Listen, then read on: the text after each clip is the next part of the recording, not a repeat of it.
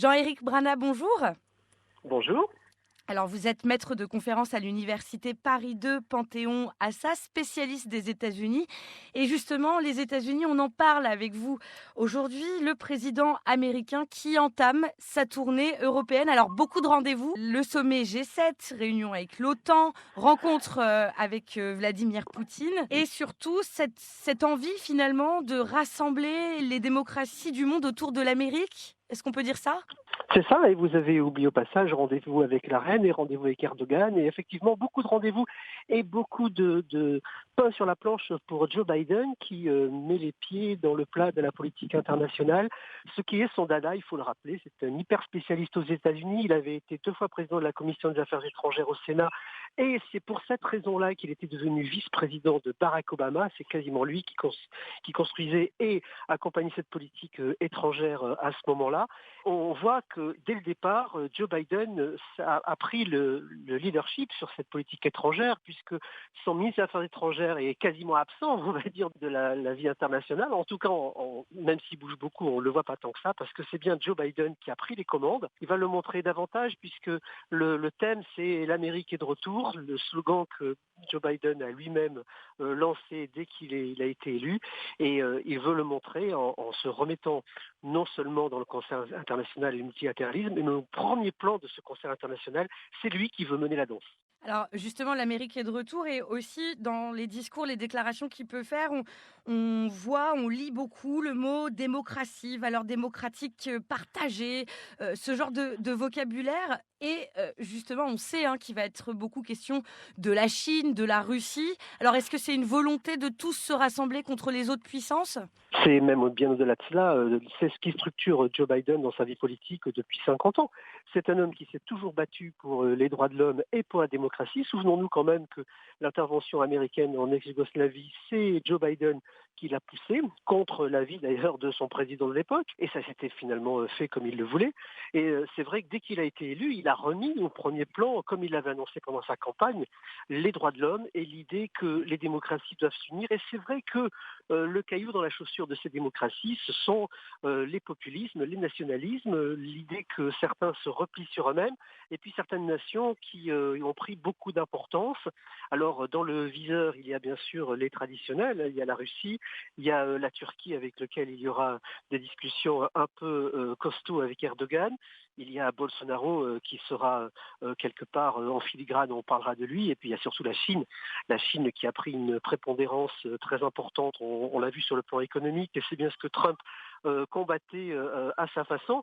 Mais derrière cela, il y a la sécurité nationale des États-Unis, des démocraties, il y a les questions militaires, il y a les questions d'espace.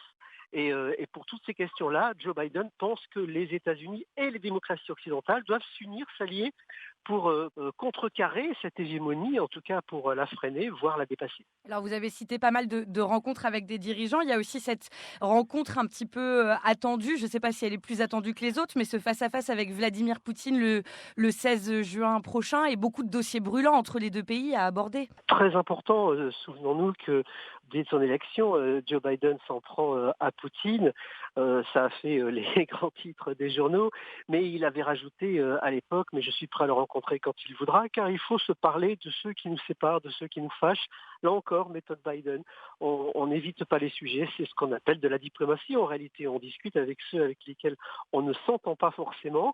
Pourquoi c'est si important? C'est parce que dans ce contexte où on essaie de freiner la montée de la Chine, il est important aussi que les Russes ne se rapprochent pas trop et trop vite des Chinois, et qu'ils continuent à penser qu'il peut être plus intéressant pour eux de se rapprocher de la vieille Europe. Ce sera le point certainement central de ce déplacement de Joe Biden, même si l'ensemble de la visite est particulièrement importante. C'est vrai que cette rencontre avec Vladimir Poutine la semaine prochaine sera le point crucial. Et alors, quand même, premier stop, Joe Biden qui va atterrir à Londres pour participer au sommet du G7. Peut-être un mini mot sur cette relation particulière avec Boris Johnson, le Premier ministre du Royaume-Uni, qui pas si spécial finalement selon le Premier ministre britannique.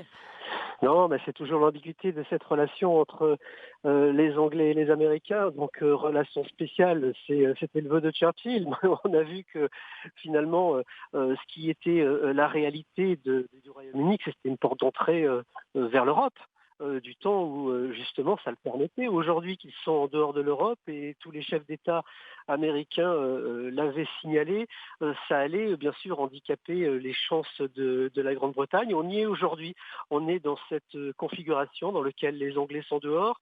Et c'est vrai qu'ils ont donc beaucoup moins d'intérêt pour les Américains, même si il faut pour eux trouver de nouveaux marchés, de nouvelles débouchés.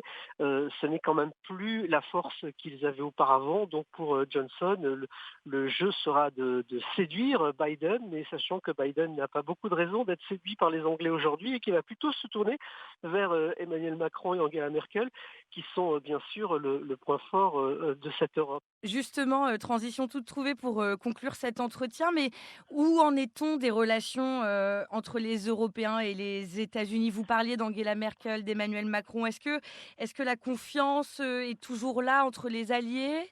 Oui, oui, je crois que la confiance est toujours là. C'est vrai qu'il y a eu ces derniers jours des points de friction ou de frustration avec ces fameuses écoutes qui ont été révélées. Mais c'est une vieille histoire en réalité et tout le monde l'a un petit peu dépassé. Tout le monde aussi s'observe plus ou moins, même parmi les amis. En réalité, aujourd'hui, l'intérêt mutuel est de travailler ensemble et de concert, même main dans la main.